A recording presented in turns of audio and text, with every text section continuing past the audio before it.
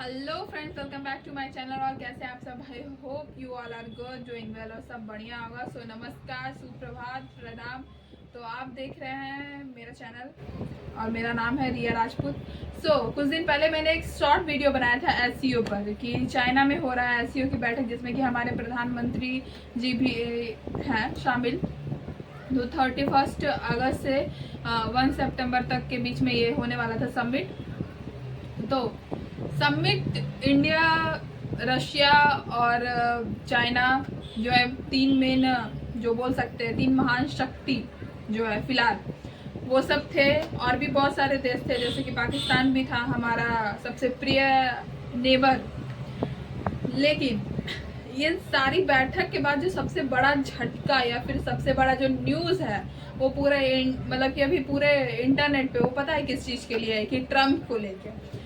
जबकि ट्रम्प जी ने पार्टिसिपेट भी नहीं किया था या फिर इस बैठक में वो थे ही नहीं। फिर भी रीज़न क्या है? तो रीज़न ये है कि जैसा कि अभी ट्रम्प ने हमारे इंडिया पे 25% पहले टैरिफ लगाया, उसके बाद फिर उसको बढ़ा करके 50% कर दिया। तो जैसा कि मतलब कि ज़्यादा अगर आप टैरिफ लगाते हो तो टैक्स फिर जो कंट्री है उसको थोड़ा सा हम लोग के लिए प्रॉब्लमेटिक होता। तो ट्रम्प जी को ऐसा लग रहा था, ट्रम्प नॉट ट्रम्प, तो ट्रम्प जी को ऐसा लग रहा था कि उनके बिना हमारा जो ये व्यापार है वो चल नहीं पाएगा, ट्रेड नहीं कर पाएंगे हम। तो वो बहुत गलत है।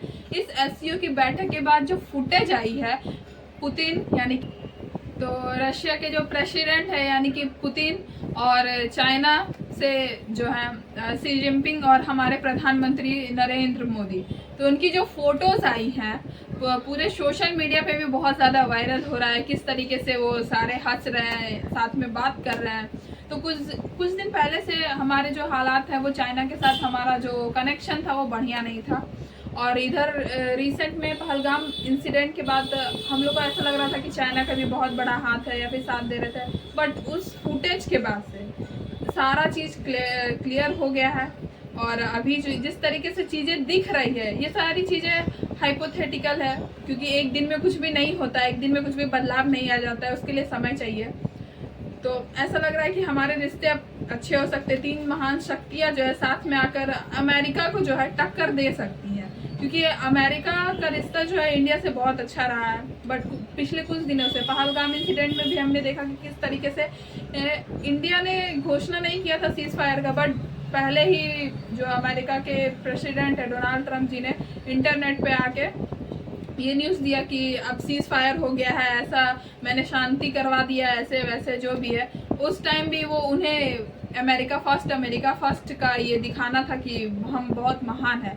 इस वजह से उन्होंने टैरिफ लगाया। उनको लगा क्या कि इंडिया के पास कोई रास्ता नहीं होगा। बट एससीओ की जो समिट है उसके बाद ये क्लैरिफाई हो गया कि इंडिया के पास बहुत सारे ऑप्शंस हैं। और इंडिया का जो ट्रेड है वो रशिया से, जिस तरीके से इंडिया हथियार और तेल खरीदता है वो कंटिन्यू खरीदता है, क्योंकि अमेरिका के जो रिश्ते हैं वो रशिया से बिल्कुल भी अच्छे नहीं हैं।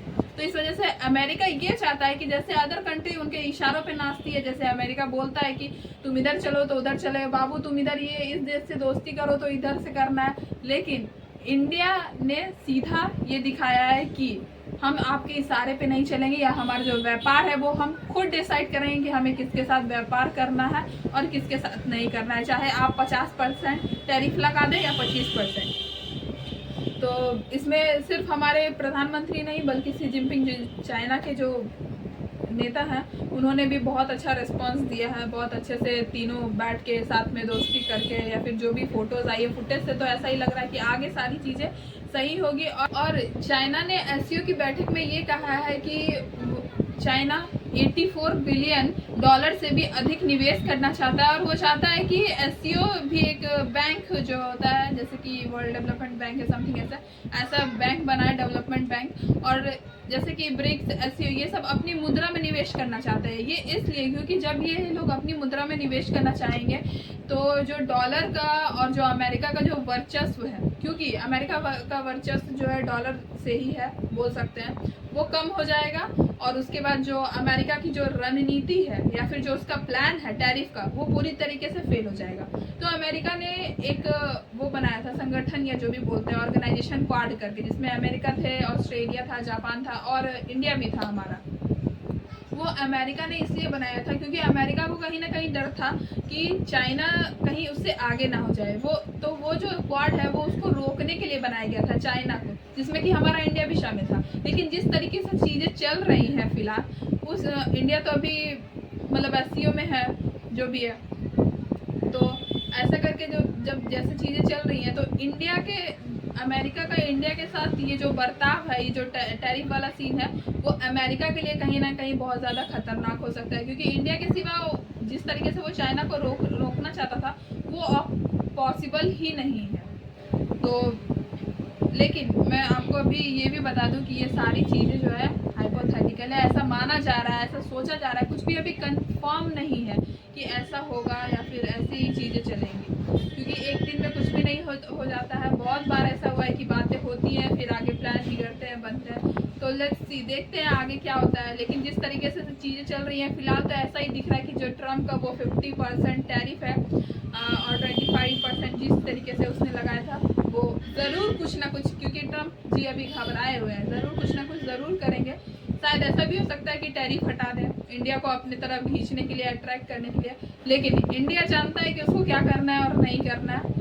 एंड हमारे पास चॉइस है, अगर आप ऐसे चलोगे तो हम ऐसे चलेंगे, या और हम अपना व्यापार, इंडिया का सीधा कहना है कि हम अपना व्यापार, ट्रेड या जो भी चीज़ है, जो भी मुद्दा है, वो हम अपने हिसाब से करेंगे, ना कि आपके हिसाब से चलेंगे। तो थैंक यू, आई होप कि आपको ये वीडियो पसंद आया होगा। मिलते हैं नेक्स्ट वीडियो में, तब तक के लिए चैनल को सब्सक्राइब करो, लाइक करो। एंड मैं आपसे जानना चाहती हूँ कि आपका ओपिनियन क्या है इस चीज़ पे, जिस तरीके से अभी पूरे वर्ल्ड में चीज़ें चल रही हैं। तो प्लीज़ कमेंट करके अपना ओपिनियन बताना, आप इस चीज़ के बारे में कैसे सोचते हो, कैसे इस चीज़ को देखते हो। तब तक मिलते हैं नेक्स्ट वीडियो में, धन्यवाद।